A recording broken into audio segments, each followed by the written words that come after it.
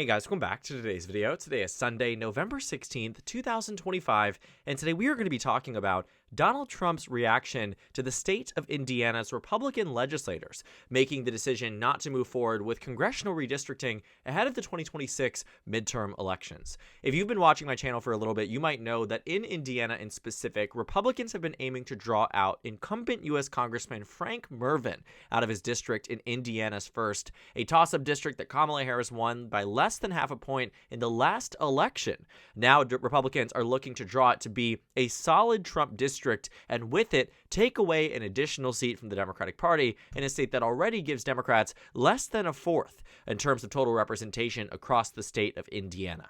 For a bit of context on the presidential level, Indiana voted for Donald Trump with 59% of the vote in the last election. But when it comes down to House representation, Democrats have less than 25%. And what that means is that essentially the gerrymander in the state of Indiana is quite successful. There are 0 toss-up districts on the Republican side, just 1 on the Democratic side, and Republicans are looking to try to shore up these districts as Donald Trump goes from state to state and asks and begs them to redraw their maps in an effort to try to save him in the 2026 midterm elections. But Indiana Republicans seem to be more in an opposition than you might think. The Republicans across the state, including the Senate pro tempore, who is the Republican leader of the Indiana State Senate, has announced publicly in response to Governor Mike Braun, who has said, "We're getting close," on behalf of the Republican Party. This new announcement comes in as Donald Trump is now angry, so angry, tirelessly so, with these Republicans who have come out in opposition enough that he made this Truth Social post calling for the primary of the Republicans in leadership here and even criticizing Mike Braun, who is the governor in this state, who has been one of his biggest proponents of the new redraw of the map in the state of Indiana, but just simply can't get the votes across the state itself.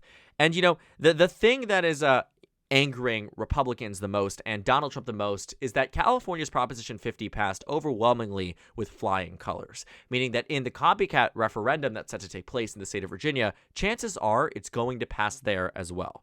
And you know, thinking about the 2026 cycle, it's not as if the numbers are getting better for the GOP either. They clearly know they are slow walking into an inevitable defeat in 2026 and are doing anything they can to really mitigate many of these losses across the board. And I think that, thinking forward about why this one seat might make a difference, it really doesn't. I think that in the grand scheme of things, the Indiana Republicans are probably making the calculus point that it could jeopardize other elections across the state in the future, that it could tarnish the reputation of a state where they are pretty comfortable with Republicans now, but what happens if they really change their strategy and their means of going about it?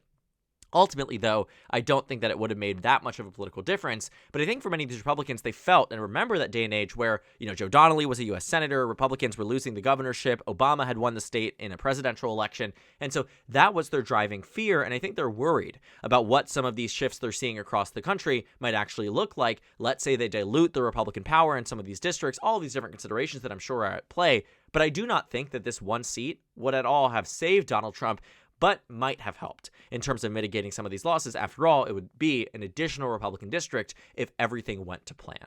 And again, Republicans are seeing this generic ballot data. We talked about it earlier on today, posted a video a few hours ago talking about the change in the generic ballot nationwide, and it is quite substantial, right? And I think that thinking about the next cycle, thinking about what 2028 could look like, everything about it could be in a very bad position for the GOP. And so I think there is nothing more for them to do besides really just freak out in state after state, in Texas, Missouri, North Carolina, Indiana, Florida, Kansas, all of these states where they've sought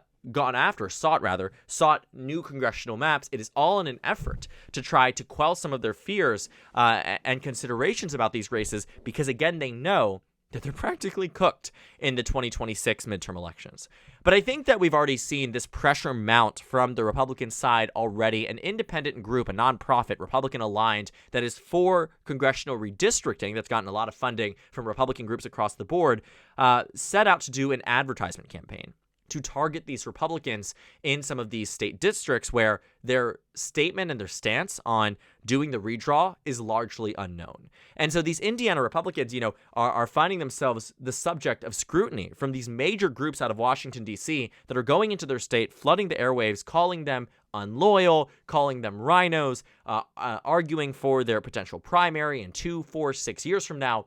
It's all across the board and pretty substantial, but being quite honest and genuine about where it stands right now, there isn't much hope that this effort from the nonprofit was going to change. And so now we're starting to see that Donald Trump's anger has resorted to the White House now calling in these state senators one-on-one into the Oval Office to have a quick meeting with Donald Trump as an effort to try to change their votes on this state. Now, the question will be, do these senators go? Do they ship over to Washington, D.C.? Do they make that decision to redraw the map because of this influence from Donald Trump? Because right now they've had J.D. Vance visit the state twice, visit with all the top Republican leaders, even directly to his face. They've told him, we don't have the votes and we're not going to get the votes because we disagree with the decision at its core. But I think that many Republicans are so angry. Donald Trump very clearly is fuming about where it stands right now in Indiana. And it's yet again another loss that he is suffering, this time at the hands of his own political party. It's not the Democrats who are beating it in a vote. It's not a Republican candidate that is doomed to fail because it's a Kamala Harris state. This is a Trump plus 19 state where Republicans have a supermajority, the governorship and the state Supreme Court, and have the means to go about this. But simply, his own political party does not want to participate in these partisan redistricting games, and it isn't changing the map in a way that he really and desperately wants them to do so. And so I think that, the 2026 cycle is going to be a real big test as well of loyalty to the administration and what that might look like in these GOP primaries. Because it isn't just Indiana that stands to be the state that Donald Trump wants to target the Republicans in office. It's a lot of these states too. Kansas has now told him that they don't have enough votes to get it through. Some of these other states are starting to realize that the opportunity here is dwindling and the Republicans are letting it dwindle because many of them just feel morally wrong about going forward with this, especially since all of them consume the same news that we do for the most part and understand this is something that was started by the Republicans. No matter what they publicly put out, no matter how they try to spin it on Fox News, they know at their core that Donald Trump began this by going to Texas and asking for 5 additional seats, and they willingly complied. And many of these other states do not want to be seen in the same way. I mean, they see the same data too that shows the majority of residents in Texas disagree with the decision, even though the majority of the state of Texas voted for Donald Trump, because many of those swing voters that swung over from being Biden voters in 2020, there were thousands upon thousands of them in 2024 where they were, certainly swing voters, but doesn't mean that they're hardline conservative and want there to be an even more gerrymandered state. The point is that I think Indiana is fearful of that and also does not find themselves at to be willing to bend the knee to Donald Trump in every single case. Because many of these Republicans certainly voted for Trump and are aligned with him ideologically. But when it comes down to redrawing their state boundaries, it doesn't seem like that many of them are on board. And so I think that, looking for how the next few steps are going to go, looking at how the Republicans are going to try to navigate this, how Donald Trump is going to try to convince them to change the map, I think it's going to be a much bigger and much larger pressure campaign coming from the White House. But if this has been so public and the criticism has come directly from the president himself, I'm not that convinced much is going to change. Because many of these Republicans knew exactly what was going to happen the moment they told the president no. The moment they said, you aren't getting the map that you want, Donald Trump was always going to turn on them. But for many of these Senate Republicans who are holding out in the vote, what we know, because their names aren't public, many of them are hiding behind the Senate pro tempore, who himself is not up for re-election in 2026, is that all of these calls of being primaried and targeted are going to dwindle and die out over the coming years. Because many of these Indiana state Republicans do not have to have an election because they are on 6-year terms for a while. And so they don't have to worry about their constituents all of a sudden making this decision, I want to primary you, because in 3 years' time, when the Senate pro tempore Republican president, Republican leader, who himself is in opposition to this, faces a primary challenger in 3 years, the top of mind issue for voters going into the next presidential will certainly not be, did you redistrict? But it will be a variety of different things. If the economy isn't as dire of a state today, in 3 years' time, best believe nobody's going to be talking about redrawing the maps. The map will be far bluer than you can even expect, and even mitigating one loss will largely seem like a drop in a bucket of a blue wave across the board. And so that is what I think is part of the calculus point here, that all of this pressure is largely going to evaporate over the coming months as the White House and Donald Trump are forced to pivot their focus on competitive races, competitive primaries, and elections that actually matter. Because if they're too caught up and focused on redrawing the maps rather than winning in the districts that currently exist in 90% of states, they're completely missing the point. And based on what we're seeing in the generic ballot, the Republicans already start at a massive disadvantage.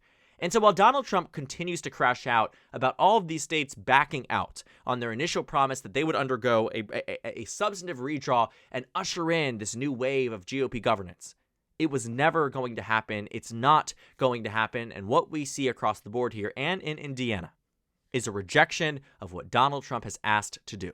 And it's something that clearly angers the president, but these Republicans are standing on business and are willing to push back against him, even as him from the highest office in the land seeks to change their minds and pressure them into doing something they simply do not want to do. And what we will see over the coming weeks is whether or not this pressure campaign is successful, because for months on end now, it has not been.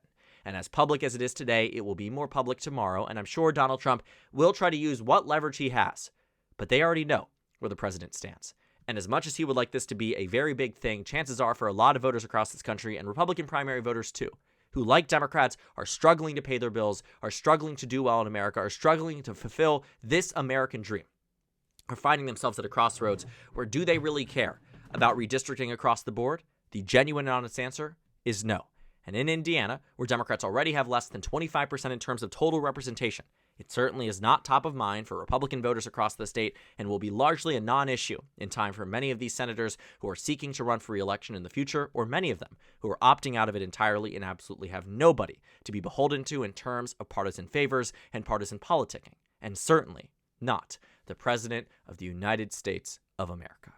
So thank you guys so much for watching this video. Make sure to comment down suggestions below. Subscribe on the left if you haven't already, and check out the Instagram and Twitter. At the bottom left of the screen, there's also a Discord server for you to go ahead and join. On the screen, there's a video for you to watch, and then a playlist for my 2026 House election analysis videos. Again, thank you guys so much for watching, and I will see you all tomorrow.